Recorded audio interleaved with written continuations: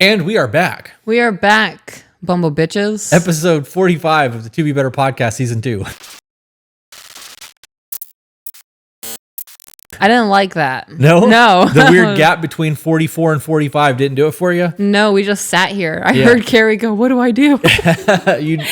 For those of you who are unaware, we are recording live for our Patreon community. They have a chat that's going on right now. We are going to be doing an update episode. Today we are trying to marathon record because in less than 10 days we'll be flying to Thailand. Yeah. And we are trying to get enough content ahead that when we come back, we don't have to kill ourselves working trying to get ahead. So we are wearing the same clothes as episode 44. Yep. Nothing's changed. Lilo's still in the lap. Yep. But we are going to jump right into an update email that should take about an hour, hour and a half. And then no banter. Unless there needs to be banter. I feel like we should also do an introduction for our new listeners. Do that. I am Peach. I also go by Peaches. This is my husband, Chris. And we sit here and read emails from you guys and give our opinions. People apparently value them. Apparently. We have a show. We do. We have a show. Yep. I feel like that's... It's crazy, right? Because it's not just a podcast. It's a show. Right. I feel like that's voguing, but like in an unironic way. Yeah. Like it's in a cringy way, like we're bragging. You know what we should do? What's that? Reach out to Roku TV and see if we can get a channel on Roku TV. Fuck up. We have enough content that it could run 24/7 and not.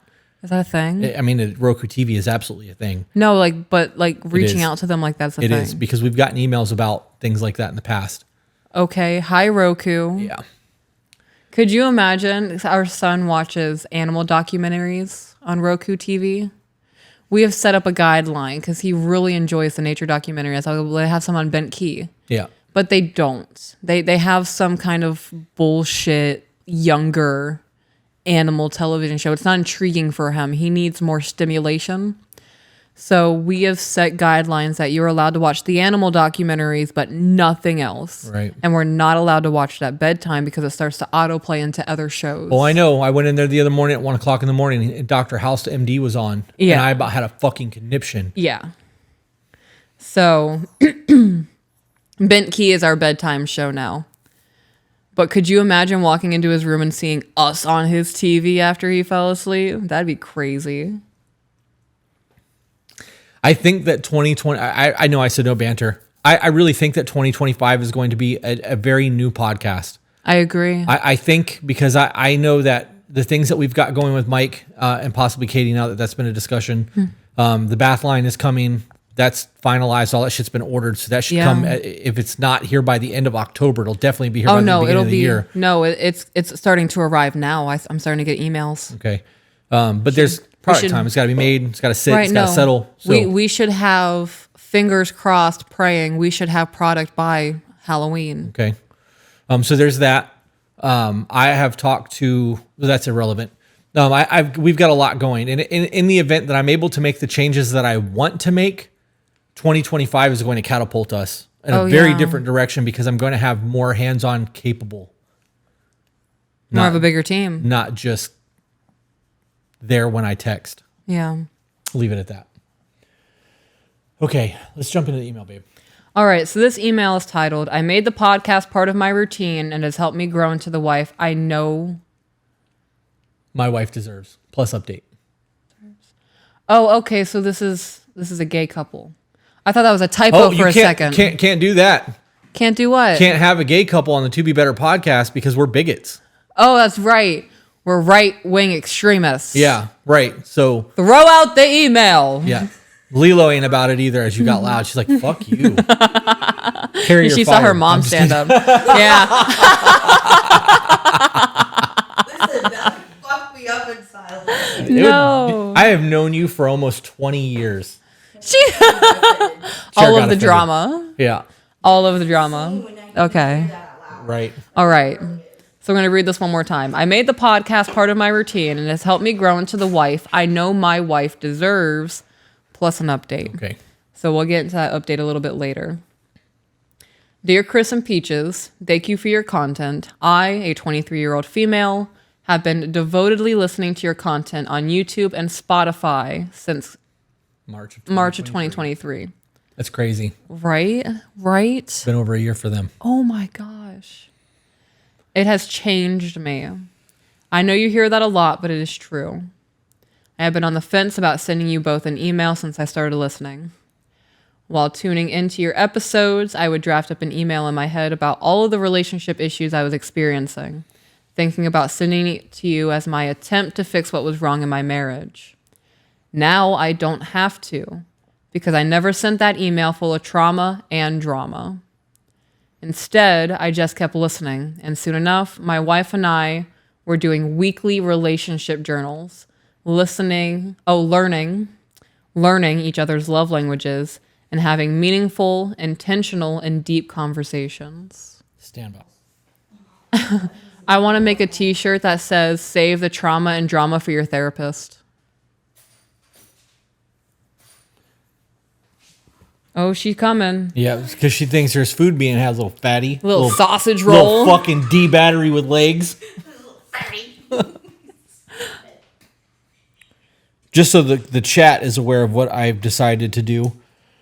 Peaches and I are going to do a marathon live stream. Mm-hmm. It's not going to be today. We're going to come up with a multitude of conversations, and we are going to live stream for 12, 15 hours. And we're going to do a fucking marathon just to see what it's like. We'll take breaks. We're going to eat on camera. I'm thinking about doing costume changes. Yeah? Yeah. But it's going to be a full ass day of fucking nonsense.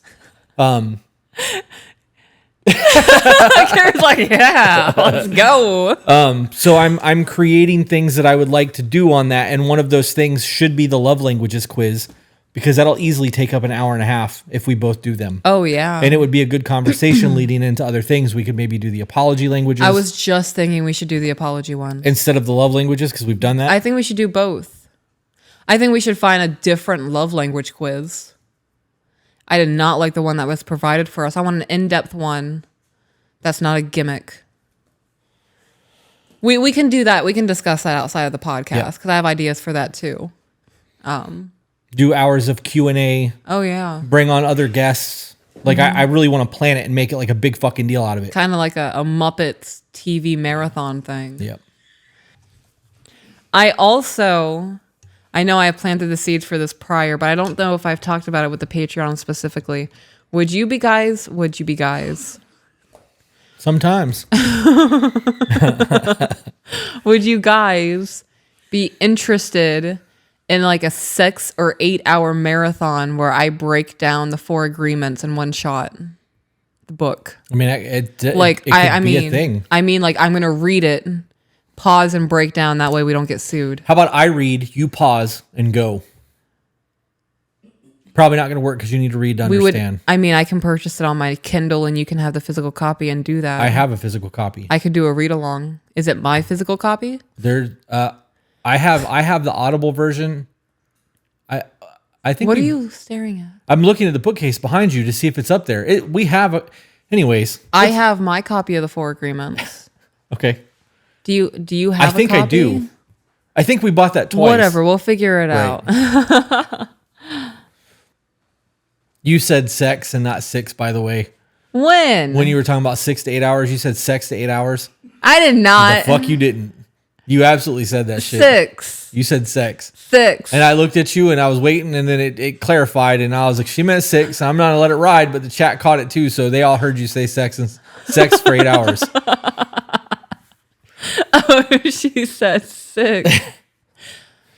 No way, because I thought 6. This just goes to show that my brain and my body are it's not one cohesive piece. No, it just means that your mouth moves slower than your brain does. No, I feel like one of these is self-sabotaging. Your mouth's like, you're going on a diet, I'm gonna fucking teach you.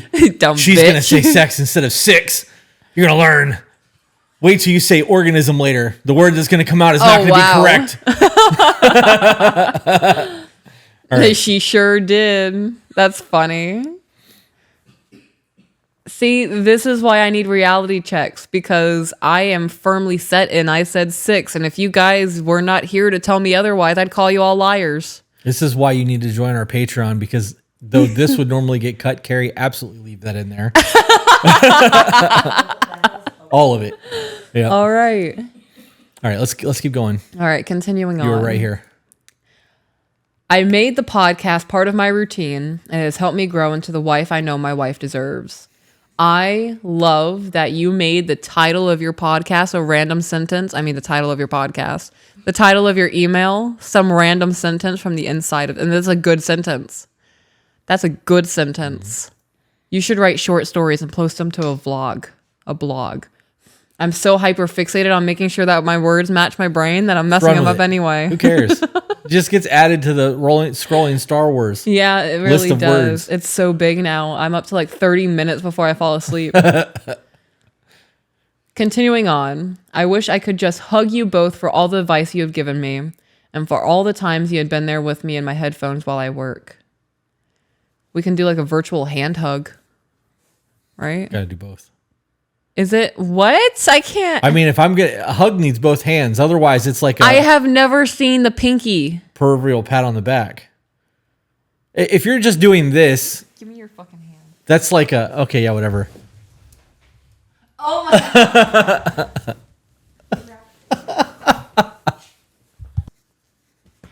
Down. All right. Continuing on. I became a wife at 21, and for the first year of our marriage, I was a stay-at-home wife and homemaker. I was belittled by my family and the internet for choosing to depend on my wife.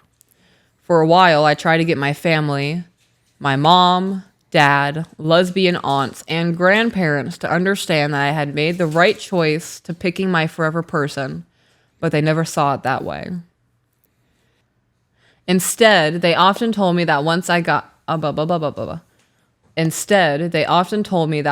wife got out of the army, she would leave me, or that she would resent me for never working and providing for us. Wow, really just pouring that weed eater right onto that garden. Yep. Just straight arsenic into the flower beds. Weed killer instead of weed eater. Is that what Weed eater's the machine. Weed killer's the chemical. You can really tell that I stick to my pink job, guys. Have you guys seen the Lorax? Babe, stay focused. No, we have an hour. I am focused. In the Lorax, when they start killing off the land and there's like poisonous sludge in the rivers now and all of the animals move away because they can't survive. That's exactly what her family was doing to her. It absolutely is. Letting the other people's failures dictate their existence. Right. Continuing on, right after we got married, we eloped. Hell yeah. My mom wanted to know if signing the divorce papers would be as easy as signing the marriage license. I am so, like, my tolerance for bullshit is so low that after that question, if that was on the phone, be like, all right, so this is our last phone call ever. Enjoy the sound of my voice because this is all you ever get. Bye. And then block. Like, I'm not playing that game. That's disgusting. You should be ashamed of that sentence, especially as a mother. Unreal. This is why I want to be a mom to the internet.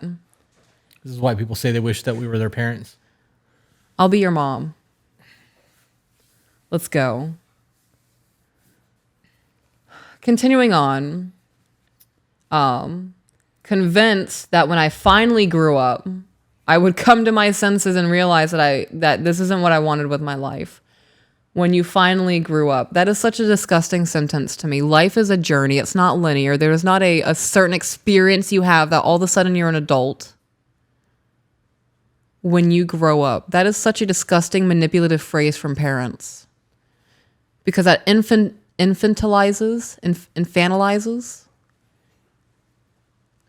It makes the adult look like a child and forces the notion or the perception that you can't survive without me because you're not grown yet. Yeah, that I agree with. I think it's important to recognize that you are always going to go through things that you've never gone through. Right. And the people who have gone through those things are supposed to guide you, but they're supposed to do it with a place of love. And shitting on your potential marriage and being nasty about it is not the way to go about teaching anyone anything. Right. If I came at you and was like, hey, you're fucking retarded for doing what you're doing, anything that I say beyond that point, you just heard me call you retarded. I never want to talk to you again. Right. You're not listening to me. Yeah. And I could have the best advice in the world. Yeah. It doesn't matter because of the way that I open that conversation. It Right. needs to be from a place of love. I love you and I really fucking hope that this works out for you. Here's some things that you should watch out for in your marriage. Be wary of resentment. Right. Right? Well, what do you mean be wary of resentment? Well, some people have a hard time having to stay at home. Yeah. And that's things that need to be checked in on. Like, hey, do you think I'm being a good wife? Like, these Right. conversations need to be had. That's a whole lot different than going, you're fucking retarded. Fuck out of here. Continuing on. Even though they said all of those mean and nasty things, I'm glad I got married because without the fancy dress and rings, my marriage is so much more than just a piece of paper to us. As it should be. That's what marriage is. Right. Society has demonized faith, right? And to a further extent, they have really demonized Christianity and what marriage is at its biblical roots. And when you remove what marriage is at its biblical roots, it does become just a piece of paper for a vast majority of people. Let's say spiritual roots. Spiritual roots. Yep. And I only say that because we've been asked to do a wrist binding, and that is technically pagan culture. Okay. But there's still a spiritual aspect to it. Okay. When you have a deeper meaning to the vows that you are making to each other, Right. there's definitely a much deeper. And it doesn't have to be rooted in God. Right. You're right. So let's change that to spiritual. When you remove the spiritual meaning behind marriage, it does become just a piece of paper. And then that's where that mindset is formed. Signing the divorce papers will hopefully be just as easy as getting eloped. Right. What a disgusting mindset. I'm going to pause you one more time because I feel the need to say that this is not us shitting on Christianity, as we both have our faith. We both have our relationships with God. This is not me putting paganism above my faith. This is me simply saying that I understand that other people have different walks of life. And love comes in different forms. And having a higher power attached to your wedding and your vows is going to hold you to a different standard than simply saying I'm here for the long run, because most people don't have integrity behind their word. Right. Okay. Okay. So continuing on, I didn't need to have a big wedding full of people who clearly dislike me to marry my best friend. My whole world was in the courthouse because she was there standing across from me. Love that. Oh gosh, I love that too. During my first year of marriage, I started making cleaning, cooking, and homemaking content on TikTok as a way to be able to look back on the mundane yet very special moments in all of the homes we will live in, as my wife is in the Army, and we have lived at 2 duty stations in 2 years before meeting and marrying her. I didn't feel like I could depend on anyone due to childhood trauma. But as her wife, I feel a sense of calmness I never remembered having in the 20 years I lived with my parents. Because you got your person. Yep. And that's what it looks like to pick and choose the people in your life versus being thrust into a situation by life. Right? That's the difference of knowing you don't have to do this shit alone anymore. Right. You remember being a kid and having to take the garbage out at night and that fear that you'd have taking the By garbage yourself, out? yeah. But if you had your friend with you or your sister, because Less you have a scared. sister, there was no fear at all because you had someone to experience that moment with. It changes everything. Having that teammate changes fucking everything. So good for her. Yep. I worked hard every day in our home to be the wife I knew she deserved, but I always felt like I was falling short. I baked goods and dinners and cleaned, but I was not always patient or kind to her like I should have been. I wish I could go back in time and tell myself the things I know now, the things I learned from you both. You don't have to go back in time. That Because shit you know happened. it now, right? It happened. Your marriage is good. Right. You can apologize for that shit, but don't wish to go back in time. Wish to improve. Think about tomorrow, not yesterday. Right. Always forward. If only somebody had a podcast that was the motto. Always forward. Yeah. Crazy. I bet it would be called To Be Better. Maybe. All right. Sorry, I'm being dumb. 1, 2, 3, go. Now, at 23, I'm a stay-at-home wife, homemaker, and home daycare owner. I quickly get overwhelmed by all the caretaking and paperwork I have to do for my business to run. However, oh my God.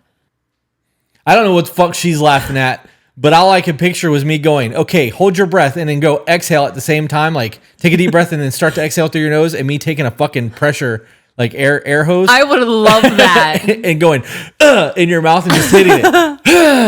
I can feel it all up in the back of my throat, like here in the back of my skull, and I can feel it in my mucus cavities. I know that wouldn't work, but the idea of all of that shit shooting out of your nose from a fucking air compressor just did it for me. And one big massive glob. Your cheeks would go, huh, and it would all just come out, or your eyeballs would pop out. Yeah, I bet, or my head would explode. We should probably not test that theory. Oh my goodness. Continuing on. However, I still make my wife a priority, and because I have put her first, she has done the same for me. Because I submit, she is able to lead. Because I am in my feminine, she is in her masculine, and we are finding balance. Every day, I feel a little bit closer to finding the right balance, but it doesn't take long. Like I said before, I run a home daycare, and my wife is in the Army. Her job takes her out of the home for 2 weeks out of every month from January to September minus July. Oh, is it because we're all like, fuck yeah, America's birthday? Yeah. They get a month off in July. That's crazy. I love that. In the year we have been stationed here, she has been on 8 rotations, each lasting anywhere from 9 to 14 days. While we are going through the time apart, I struggled a lot. I missed her like crazy, but at the same time, I enjoyed only having to take care of myself at the end of a busy day. Then I would feel guilty for enjoying my life while she was away working so hard for us in our future. So I'm going to pause there. So my perspective on that is that's 9 to 14 days that I get to miss my man. That is 9 to 14 days of me blowing my man's phone up of things that excited me throughout the day, things that I want him to see. Booty pictures, funny jokes, more inappropriate photos because I like showing myself off to you. I like you hyping me up. It makes me feel good about me, and I like knowing that you're attracted to me still. Yeah. You got some really inopportune times to send pictures, by the way. What do you mean? Well, you sent me some the other day while I was at the doctor's office. I did, yeah. You were sitting in the chiropractor's office. Yeah. I open the messages when I get them all the time. I don't ever wait. Yeah. I hope that lady behind you at the bank that one time was like, good for her. Good for him. Like, good for them. So 9 to 14 days to miss each other of me just blowing up your phone with anything and everything that I can. And then I would not feel guilty about my alone time. Alone time is a very rare thing in our marriage. Yeah. Right? By choice. By choice. It is by choice.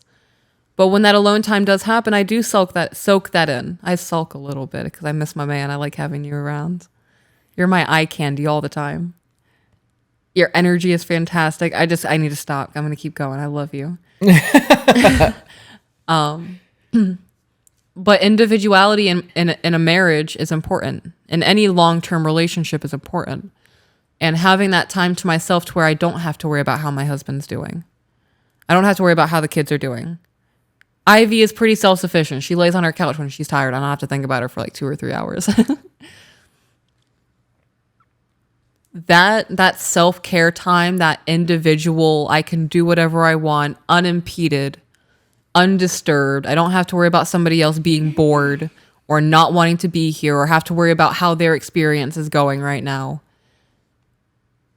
Is kind of like the fertilizer to the garden bed of your relationship. Does that make sense? Yeah, it allows you to be you. You don't lose your identity. Don't feel guilty for that. I think it's super healthy and super dope that you guys, it's a required time away right now because of her job, but it's also required time away in your marriage. And I don't believe in coincidences. I don't believe people's lives are just what their lives are. It's that way for a specific reason. And you guys having 9 to 14 days apart is probably for you to learn how to be by yourself and learn how to be you and individualistic.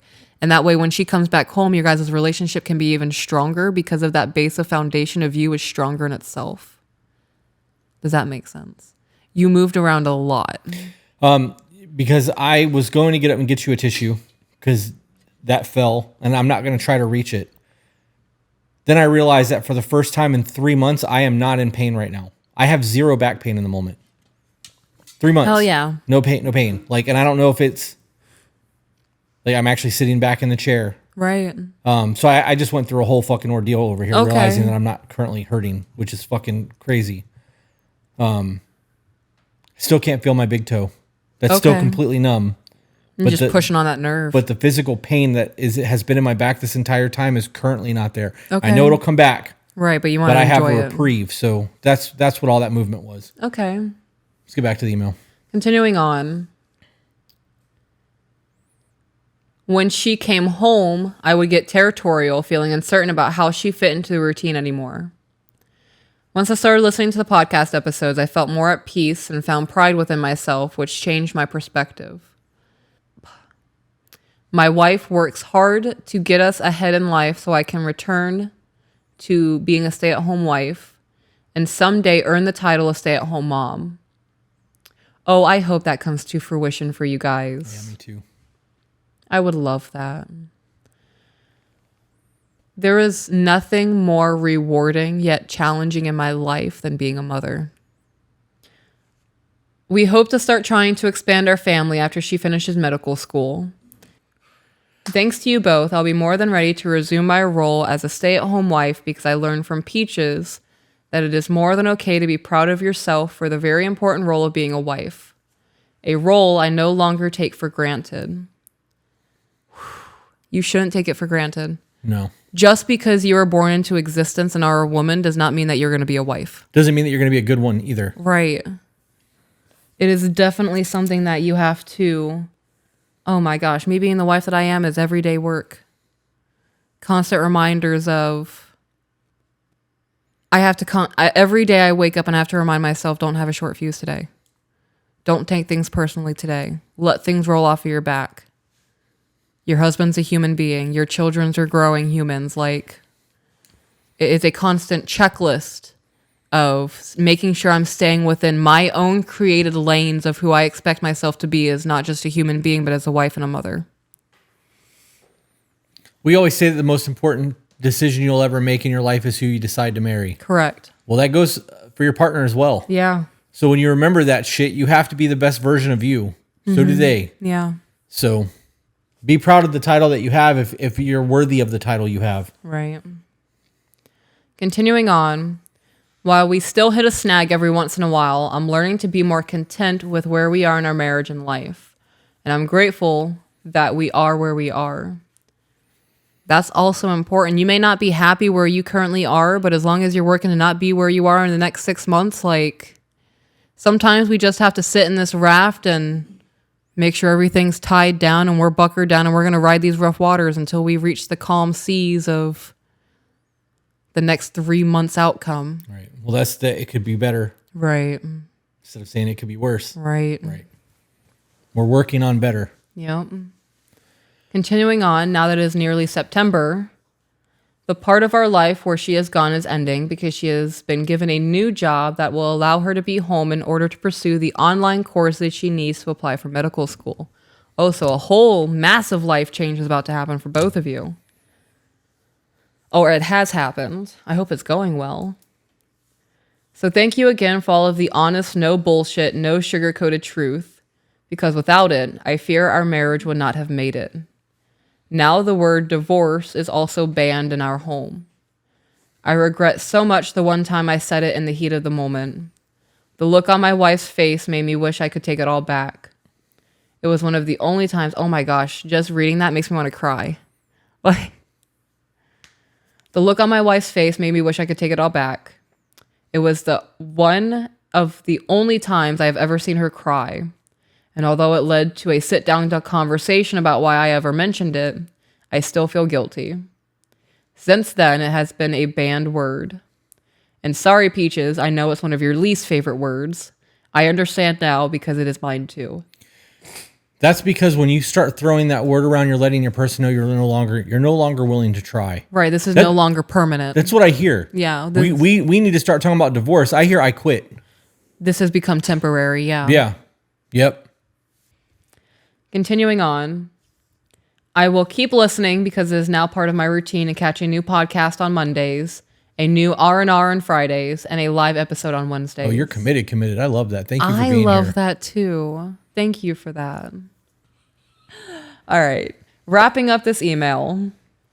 Thank you for continuing to make content, and I cannot wait to listen to Peaches' Good Woman Talk. If it is out by the time that you get this, Just know I have listened to it a whole bunch. So I have not made that yet. I'm going to be honest. I have totally forgotten about that project. What? The Good Woman, the second part of The Good Woman. I stopped reminding. Well, I was working on that. And then I also started working on the Talk to My 18-year-old self, because that's something that you asked me to do. And then we started focusing on coaching. And then I started the women's group. And then I had a mental breakdown. And then I started therapy. There's been a lot. Remember earlier when I was like, time management. If this is something that's going to fuck up our time, we're not doing it, kind of thing. Yeah. We're learning. Baby steps. Things will come to fruition when it comes to fruition. Do you remember how controlling how I was called very controlling when I told you that I don't want you to take off more than you can chew? Yeah. And that I'm very concerned about your time management and all of that. That's why. I don't want you to be in a position where you're struggling. Right. So she gets put on back burner. Sometimes it gets forgotten about. Tis what tis. Were you trying to read all of this before I go live for my call? I would like to finish this email. Yeah, we have 45 minutes to read 3 pages. We got this. Okay. So there is an update included. This is the update. Dear Chris and Peaches, I am sending some updated details since you asked for them on your TikTok pages today. No rush to read though, as I know you're both busy and have so many emails. Since I sent my last email at the end of August, so much has changed for my wife and I. In 1 month. I was about to say, and this has been 1 month. 2, technically 2. 2 months. Her new job has come with a lot of mental drain for her. It is more of an office job. We hit a snag in September when I had to deal with reporting a child abuse/neglect case to CPS. And due to the stress, I wasn't a very good wife during that time. It's hard for me to separate work and home when all of it happens in the same place. Oh my gosh, do I understand that? That's one of the main reasons that we got a studio. Yeah. Is because I'm not going to speak for my husband, but I know for me, when we were working from home and had to decompress in the same place that we were working, it just was not happening for me. It's not the same thing. Being able to leave the job means you get to leave it behind. Right. When it's in your home, that energy stays there. Yeah. I want to touch real quick on stating that sometimes your wife needs to be your support system. Right. In this case, sometimes the other wife needs to be the support system. Yeah. There are times where I'm done and I need you to step up and kind of carry me a little bit. This speaks to the t-shirts from the his home, her piece. Right. Or her home, his piece. This speaks to the rucksack conversation, metaphors that we use. Right. Like, you are going to have to carry some of this load sometimes. So hopefully she stepped up and carried that load for you. Yeah. Even in the midst of people going through their individual bullshit. People might not like to hear this, but sometimes other people's burdens are heavier than yours right now. Right. And they need help with that more than you need help right now. And sometimes in the moment, does that suck to say, like, you want to be selfish and you want the center of the attention and all of the comfort? Yes. Sometimes your partner needs it a little bit more. Yep. So we can pick that up right now, and in 30 minutes, when that cry session is done, be like, hey, babe, since we're talking about our emotions right now, I'm losing my mind about work. Can I have a cry sesh too? Can you hold me? Can we get ice cream after this? Like, whatever needs to be done. Continuing on, I thought things were getting better as I settled into a routine of always having my wife there. My daycare children really enjoy seeing her when she comes home during her lunch to play with them and help me with dishes and cleaning up. Fast forward to Christmas time. Oh, this might be from last year. Holy shit. Fast forward to Christmas time, I took off 2 weeks of work so we could enjoy the holiday together. My brother-in-law came to stay with us from college, which caused my wife and me to fight a lot. He's a cool dude who enjoyed spending time with us over his mom and dad, but I really struggled. Okay, so now I'm going to pause here. More of just something for people to ponder. If somebody is coming into your household to visit, because this is Christmas time, he's coming to stay, he has time off of school. Nobody should be a source of an argument. It's either the actions of that person or something that person said, but the person themselves are not the problem. Does that make sense? Kind of. Right. So but I need an elaboration because I currently disagree with you. Okay, because she just said that they argued a lot. Right. Brother-in-law came to visit, and that caused them to fight a lot. So was it his disruption to your guys' routine? Was it things that he was saying? Was he being lazy? Was he leaving trash around the house? Because all of those are a discussion. We'll keep reading because it says what it was. Okay. Well, I still want to have this talk because that's important. A lot of people jump on the train of, oh, fuck that person because they said something I disagree with. Right. Well, the person's not the problem. It's the thing that you disagreed on. So I think getting to the root of what you're bothered by will eliminate the arguments, because this isn't a relationship problem. This is an outside variable problem. And I don't believe outside variables should cause arguments within a relationship like that. Does that make sense? Again, to a degree. I agree with you to a degree. There are going to be, at first I was like, I don't agree with you. And then you reworded it a little bit. I agree that, I agree that,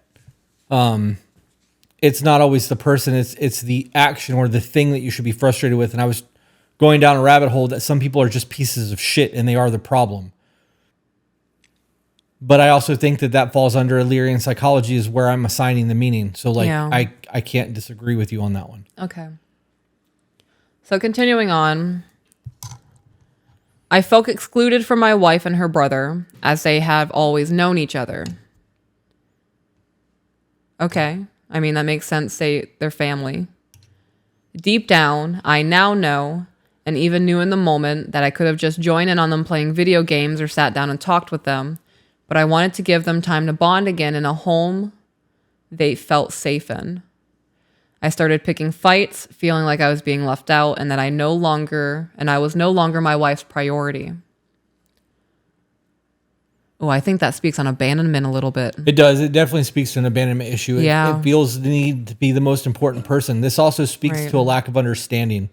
If this person is only in town for a couple of weeks and you've got to be on the back burner to let your person have a good couple of weeks with their brother or their best friend or whatever, let that happen. Yeah. Because that best friend's going back to wherever the fuck they're going back to. Like, you're not Yeah. going to see them again for a while. Let them have the moment. I felt that way a little bit when your cousin came and stayed with us. Yeah. Yeah, I didn't say anything about it though. There were a little bit of times towards the end where I was like, I really feel like our time is being sucked up and we're not having date nights or anything. But there were 2 or 3 months that he stayed where multiple times a week I didn't see you for 5 or 6 hours. Yeah. Because you guys were out riding dirt bikes or you guys were working on something in the garage together, doing what you needed to do. But I also recognized that this was not going to be a long-term situation. He's not going to be living with us in a year. Right. So did it suck for me? Yeah, a little bit. I missed my husband. But this is also, in my mind, a once-in-a-lifetime opportunity for you and your cousin to reconnect like you guys did in your childhood. Right. And we did. Right. So continuing on, we had several conversations throughout the 2 weeks as I tried to explain why I felt this way. In the back of my mind, though, I kept reminding myself what Chris and Peaches would say if they saw my behavior. We got through the holidays and returned to work, only for my wife to drop a bombshell on me. She is reconsidering the idea of having kids. Oh man, I bet that daycare was overwhelming for her. Could be. Yeah. Since before we even started officially dating, I made it very clear to her that my goal in life was to be a stay-at-home mom and to have 2 kids. At the time, she also wanted that. But in January of 2024, she confessed that she no longer wanted kids and made up all of these reasons. Ooh, I don't like that. Like money or the state of the world. In that sentence, made up all these reasons. She just negated every single feeling or concern her partner has. All of the validity, yeah. You took it all away. Made up reasons. You just completely negated everything that makes your person your person. Yeah. That she just made it, she is the center of the universe and these are not valid to her. Yeah. Made up reasons. Yep. I didn't like that either. See, I think because I view this as excuses. Well, it depends Right. on how you define the word excuse. So I came to you one day and I hit you with, I don't want what I perceive as excuses to build up in me and form resentments, right? And I said, my perceived excuses, like I perceive them as excuses. That does not mean they are excuses, right? That's just how I'm hearing. That's how I'm taking it. If she had written, she listed these things and I view them as excuses, does not negate her person being a person. Does that make sense? Right. Yeah, it does. But she didn't even say excuses. She Right. said made up. So I know, I'm just saying if it was rephrased differently, I would have taken it differently. My issue with the term excuses is that people give reasons. Yeah. And then people call it And excuses the because they don't like other it. people don't like what's being said or don't fuck with it, and now it's an excuse. Right. It's not an excuse, it's a reason. And I'm giving you that reason so that you can understand my point of view. Right. Your reason for things doesn't mean that it's an excuse or that it's a wrong opinion. Right. That is your belief system. You have your own cognitive bias. We may Right. have different belief systems and might be able to come to common grounds, but things change. New Right. information is given. Doesn't mean that I'm backpedaling or changing something that I said 3 years ago. I had new fucking data. Of course I changed my mind. Right? Like, that's healthy. Right. I don't like the term excuses. I think that when you say things like that, like you just said, it removes the validity of another person. If they have a deep-seated belief in something and you call it an excuse, you've just negated that life experience. Yeah. Or that thought process. You can't do that. It's no different than not validating an emotion. I agree with that. I don't think it's, you didn't say this. This is what I'm saying right now. But I don't think it's wrong of me to say I perceive something as an excuse. I think me giving that data to somebody to let them know, like, hey, this is my perception of this right now, kind of gets people onto the same page. If somebody said I perceive that as an excuse and you're wrong for saying that and I'm not going to change my mind, that's fucked up. Yeah. But to get on the same page of you're saying that and I don't understand where you're saying that from, and to me it sounds like an excuse right now, it opens the door for further conversation or further elaborations of what's going on or deeper understanding of what's going on. Yeah. I definitely think there could be better phrasing of that because I could see how that would make people combative or defensive. You're making excuses right now. Like, Well, I wouldn't say that to somebody. yeah. Or if I said it to somebody, that's not what I meant. Right. Because everything is based on my perception of the world, and my perception is not everybody's reality. It's all just important to remember. Right. So continuing on. Now, though, I know it's because she doesn't want children with me. Wait, what? Okay, where did that come from? Did she say that? She also wanted that. She confessed that she no longer wants kids and made up all these reasons like money or state of the world. Now, though, I know it's Because she doesn't want children with me. Damn. I am heartbroken. I understand why she says this. It's because of my mental health and the trauma I suffered growing up. Oh, that's a hard conversation. That's an honest conversation, but that's a hard conversation. It is an honest conversation. It's definitely a hard conversation. Although I can understand her perspective, I still really feel hurt. In February, we both started our own individual therapy. On top of therapy, we have been both reading self-help books. Okay, let's stop right there before we move on to the next paragraph. This is one of those hard conversations that need to happen. Mm-hmm. In the event that she doesn't believe that you're going to be a good mom, or that you are going to pass that trauma along, or you're going to create some sort of anxious child, or whatever the case may be, as the person that loves you, it is her duty to step in and say these things. It is your duty to check the emotion behind it and not allow it to create conflict. Telling somebody that you think they're going to be a bad parent is a hard conversation, period, and that needs to be found in a way to word. Like, hey, Yeah, how do you even broach that conversation with somebody? Like, honestly, if to answer that question in this scenario, I'd be like, hey, I know you really want to have kids, but we need to go to therapy first. You have a lot of unresolved childhood trauma that needs to be resolved before you start thinking about trying to mentor a child. Yeah. Because that's what parenting is. You're mentoring a young life. Yeah. If you don't understand how to be a human being, you can't teach somebody how to be a human being. Right. And all that ugliness that you had to go through is still not healed. And until that's healed, I think we should hold off on having kids. I agree. Yeah. So That is a really good way to put that. So if you really want kids, therapy, let's go. And they're in the therapy thing now. So maybe this is just maybe she shouldn't have said that I don't want to have kids with you. Maybe she should have said that you need to heal a little bit more before we actually start looking to adopt, or however they want to do that. That's a lot. Yeah. This is why it's important to think about things and work through the emotional aspect to find the logic outcome of the conversation and then approach it accordingly. Right. Continuing on, while this is mostly a thank you email, I do have one question. I want children. I'm okay with waiting until we are more financially well off, and I'm okay with waiting for my wife to get through medical school and residency. I'm also okay with waiting for her career in the Army to be over after she pays them back for sending her to medical school. but she admitted to me in early January that she's scared to have kids with me. Well, okay, that's a different conversation. Yeah. It sounded like everything she said prior was... Emotional. Yes, emotional. I don't remember where I was going with that. You can go where you're going to go. So her saying she doesn't want to have children and saying that she's scared to have children with you are two very different conversations. Right. And if she said, I'm scared to have kids with you, and you took that as I don't want to have kids, that's a you problem. You took a conversation and heard what you wanted to fucking hear from it versus what was actually being said. And this is an issue that we have dealt with. Because something will get said, one of us will take it a certain way, and then we have to reconstruct the conversation to a point to get to where this is what I heard you say by you saying what you said. That's not what I meant by that. You need to understand this, and this. And this is not excuses. These are reasons. This is us trying to come to an understanding. Hard conversations have to happen sometimes. Being scared to be a parent with you and fearing for the child is very different than saying, I don't want to have kids with you. Right. And knowing that she's got to do all of this shit, or she's got all this other time financially well off waiting for the wife to get through medical school and residency and paying back the student loans from the medical things and all that shit. You have a lot of time to fucking heal yourself. Right. To become the person that can be an effective parent. Now, the conversation would be, do you actually not want to have kids?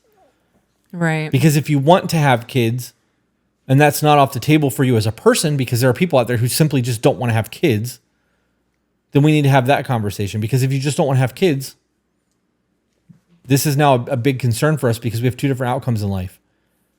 Just like if you wanted to retire on a boat and I wanted to retire in a suite somewhere, like it's a very different thing.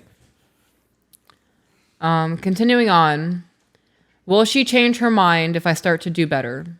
If my mental health improves and I stop shutting down, will she change her mind? How are we supposed to know that? Oh, you just said it. I'm sure you can't answer since you're not her, but I'd appreciate your perspective on this. I mean, that's a conversation to have with her. If I work on these things, it's also less about, is she willing to have kids with you? And are you worthy of being a parent? Right. Right? So I would be less focused on, oh my God, does she still want to have kids with me? And I would be focused on, am I even worthy of being a mom? Yeah. How do I heal enough to be a good mom? Right. Continuing on, my biggest fear is that I'll wake up 15 years from now and find that all my sacrifices and efforts to help her through medical school have resulted in nothing. Well, that's not true. It's just, it resulted in you not having kids if you decided to not have kids. It didn't result in nothing. You have built this massive relationship with somebody. You've built a life with somebody. Well, that's not nothing. She said sacrifices. And you and I have talked about on the podcast for 2 years now that the sacrifice is going to happen if you don't have everything explained and planned. Right. If we have different retirements, one of us has to sacrifice the retirement if we don't have the same goals. Mm-hmm. This is that sacrifice. Right. So is she making sacrifices to help her do all of this? That won't be for nothing. You're helping the person that you love. The sacrifice will be in knowing that you married somebody and you are staying with somebody who doesn't want children and you are giving up that dream life. Right. Because somebody changed their mind. What have you done to show her that you're not worthy of that you can't be a good mother? Right? That you're not capable of being a good mother. That's something to be deconstructed. Is it a lack of emotional regulation? Do you yell when you get upset? Right. Do you scream obscenities and can't control it because you're so emotional? Do you hit below the belt when you feel like you're being attacked? Right. When things aren't going your way, do you throw a temper tantrum? Right? Because I can tell you right now, things rarely ever go my way when I have children around me. We are not going plant shopping, right? If we're going on a walk, it's going to go from a 45-minute walk to an hour and a half walk. Like, everything gets prolonged because the children are involved. And the children right now are learning. Chaotic messes. And they are definitely learning. And I am a parent who chooses to take that time. I'll sit here and explain something for 30 minutes to make sure they understand it versus that's just how the world is. Move on. Right. But you remember, so this is the mind of a creative. You remember what it is to look at life through the eyes of a child. Right. You still have that childlike curiosity about a whole lot of things. Mm-hmm. Things are not mundane to you. No. You get excited by fucking dirt. I do. I like dirt. Kids don't understand that it's just dirt. They haven't gotten that taken away from them yet. So you giving that to the children, and the creative has to be a fucking conversation. It's not I just am dirt. now. I'm now feeling house of called. life. I am now feeling called to be a part of this fucking conversation. This needs to be an episode. This is no longer a TikTok. Okay. This is an entire thing that we've talked about over and over again. We need to do a full episode. You can lead the episode. I'll fucking sit back and chime in when I need to. Okay. That's a whole thing. You not taking that away from the kids and taking that hour and a half walk out instead of a 45-minute walk and dedicating that time to be a parent and to guide and mentor your children in a way that cultivates, I almost said cultivates. I had to think about that because you say cultivates. I do say that. Cultivates. You cultivate that curiosity and the want to understand, and you don't take away the excitement of the cardboard box at 6 years old to play in. You are watering that. Back to the email, just to come full circle. I would ask her, what do you think I need to work on as a parent that's going to make you comfortable with bringing children into the home? That's the conversation, because your person sees your shortcomings. They may be more accepting of your shortcomings, but everyone's partner sees their shortcomings. Right. You love them in spite of those shortcomings. In lieu of. In lieu of? In spite of? In lieu of. I think it's in lieu of. But you love them either way. We all see each other's flaws, Right. and you're supposed to guide to work on those. Hey, I noticed your temper's not been so great lately. Let's work on that. Yeah. Right? Right. I would also broach the conversation and be prepared to have my feelings heard of. Is there something that you've seen that I've done while having children in the daycare that makes you uncomfortable? Right. Right. Feelings being hurt is an indicator. Yeah. You need to let that shit go. Yeah. Yep. Continuing on, I've always wanted to be a mother, and if that can't happen, I think I'll be even more heartbroken. But I also don't want to give up on my marriage. I feel like a fraud for presenting myself as a homemaker and submissive wife when I feel like my marriage is crumbling around me.